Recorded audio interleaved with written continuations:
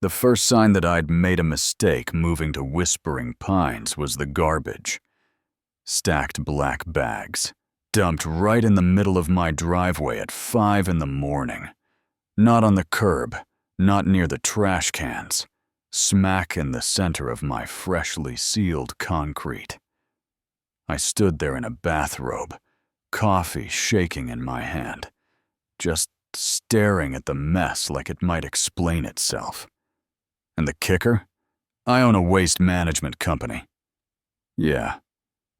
Someone tried to punk the trash guy with garbage. At first, I figured it was just some random contractor being lazy, right? But then I opened one of the bags. Drywall chunks, old tile, paint cans, hardware, renovation debris. This wasn't an accident. Someone had chosen my driveway on purpose. That someone, I'd soon learn, was Valerie Parks, the HOA president, and the kind of woman who weaponized bylaws like a petty dictator with a clipboard. Now, I didn't know that yet. Not when Ted, my neighbor with a leashed beagle and sunburned neck, warned me. Watch out for Valerie. She runs this place like it's her fiefdom. And then he added, almost offhand, the last guy who lived in your house died of a heart attack, right after a screaming match at an HOA meeting. That should have been my cue to pack, but no. I was stubborn. And when I found a manila envelope buried under the trash, marked renovation approval, HOA use only, signed by Valerie herself, I knew this wasn't just about garbage. This was personal. So I did what anyone in my position would do. I installed cameras. Top of the line, motion activated, infrared. Ones we use at industrial sites. Then I waited. Next morning, I'm on a ladder setting up the front camera when I hear it. "Excuse me, what do you think you're doing?" I turn and there she is, mid-50s, perfectly blow-dried hair, arms crossed like she's about to write me a ticket. I mean, she had that voice, the one that demands to speak to managers, and probably fires them too. "Installing a camera," I said. "That's not approved," she snapped. "All modifications require written HOA permission." I wiped my hands on my jeans and looked her right in the eye. "You must be Valerie." "It's Mrs. Parks." "Of course it is." She handed me 3 pre-printed violation notices like they were party favors. Said I had 2 hours to comply or face daily fines. I told her I'd been a little busy, what with someone dumping trash on my driveway and all. And that's when I dropped it, how I found her renovation forms in that very trash. She didn't flinch, but something twitched near her eye. Then she left, muttering something about community standards and how I was being watched. Thing is, I'd already caught them. Later that night, my camera pinged at 2:38 a.m. Valerie's white SUV rolled up without headlights. Her husband and teenage son jumped out and stacked more garbage bags like they were delivering Christmas gifts. Valerie sat in the car, watching. I sent the footage to Officer Grayson, who came by, reviewed everything, and just shook his head. "Yeah, that's illegal dumping, trespassing, environmental violations, maybe more." But Valerie wasn't done. A day later, the EPA shows up at my company for a surprise inspection. Anonymous tip about improper waste disposal. It was laughable. Our facility's cleaner than a Whole Foods. The inspector walked out apologizing, and that's when I knew she was getting desperate. So I made my next move. I ordered the biggest, brightest blue dumpster we had, slapped our clean slate logo right on it, and dropped it on my front lawn. Filed all the permits. Brought in my buddy Carlos and a crew.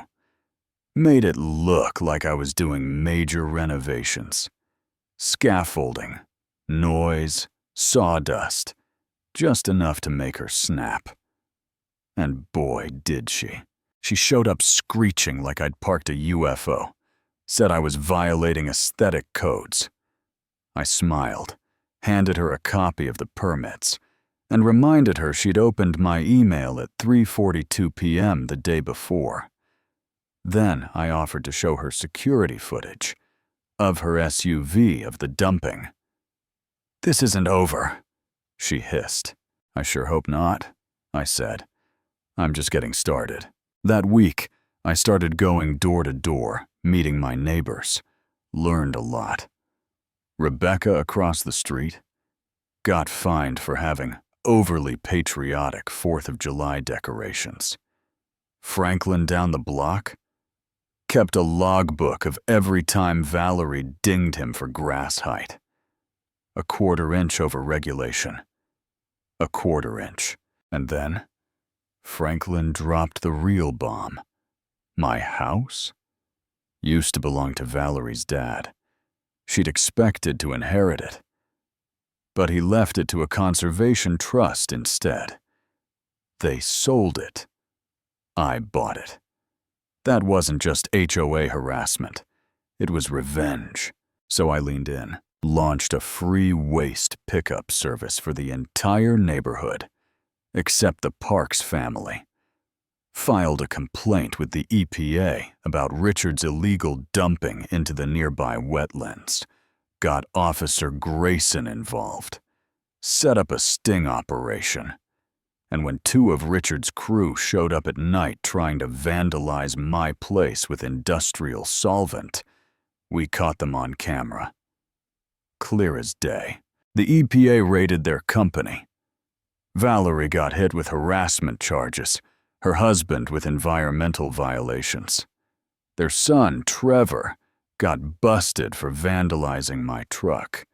Ended up doing community service with my crew. And you know what? He turned out okay. Just a kid trying to survive the mess his parents made. Eventually, the HOA voted Valerie out. Franklin took over as interim president.